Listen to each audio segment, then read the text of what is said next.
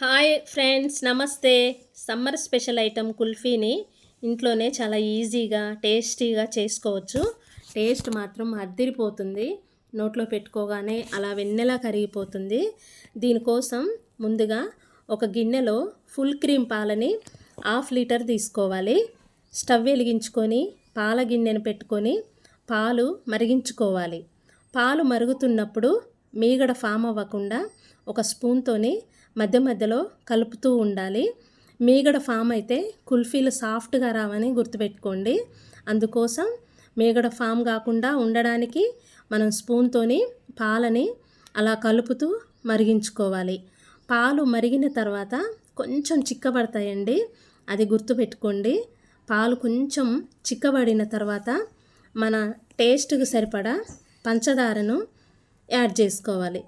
పంచదార కరిగేలోపు మనం custard powder మిశ్రమాన్ని ప్రిపేర్ చేసుకుందాం. ముందుగా ఒక బౌల్ తీసుకొని 2 స్పూన్స్ కస్టర్డ్ పౌడరు వేసుకోవాలి. రూమ్ టెంపరేచర్లో ఉన్న పాలతో కస్టర్డ్ పౌడర్ మిశ్రమాన్ని ఉండలు లేకుండా కలుపుకోవాలి. ఈ కస్టర్డ్ పౌడర్ మిశ్రమాన్ని మరుగుతున్న పాలల్లో వేసి ఒకసారి కలుపుకోవాలి. కస్టర్డ్ పౌడర్ వేయగానే పాలు మరింత చిక్కబడతాయి. తర్వాత ముందుగానే కట్ చేసి పెట్టుకున్న బాదం, జీడిపప్పు, పిస్తా పప్పులు వేసుకొని ఒక్కసారి కలుపుకొని స్టవ్ ఆఫ్ చేసుకోవాలి. పాల మిశ్రమం మొత్తం రూమ్ టెంపరేచర్లోకి వచ్చేంత వరకు వెయిట్ చేయాలి. మనము కుల్ఫీ మౌల్స్లోకి ముందుగానే తయారు చేసుకున్న బాదం, జీడిపప్పు, పిస్తా ముక్కలను వేసుకోవాలి.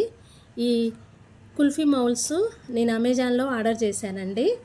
చాలా బాగున్నాయి. వీటికి స్టాండ్ వచ్చింది, క్యాప్స్ వచ్చాయి, ఐస్ క్రీమ్ స్టిక్స్ కూడా వచ్చాయండి. చాలా బాగుంది. కుల్ఫీలు కూడా ఈజీగా వస్తున్నాయి. మీరు కావలిస్తే ఆర్డర్ చేసుకోండి. బాదం, జీడిపప్పు ముక్కలు వేసిన తర్వాత కుల్ఫీలోకి చల్లారిన పాల మిశ్రమాన్ని ఫిల్ చేసుకోవాలి.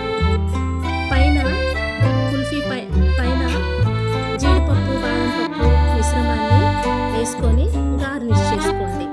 తర్వాత క్యాప్ని టైట్గా పెట్టుకొని మధ్యలో ఐస్ క్రీమ్ స్టిక్స్ని పెట్టేయండి. ఈ ఐస్ క్రీమ్ స్టిక్స్ పెట్టిన తర్వాత ఈ కుల్ఫీ మౌల్స్ని డీప్ ఫ్రిడ్జ్లో 8 to 10 hours స్టోర్ చేయండి.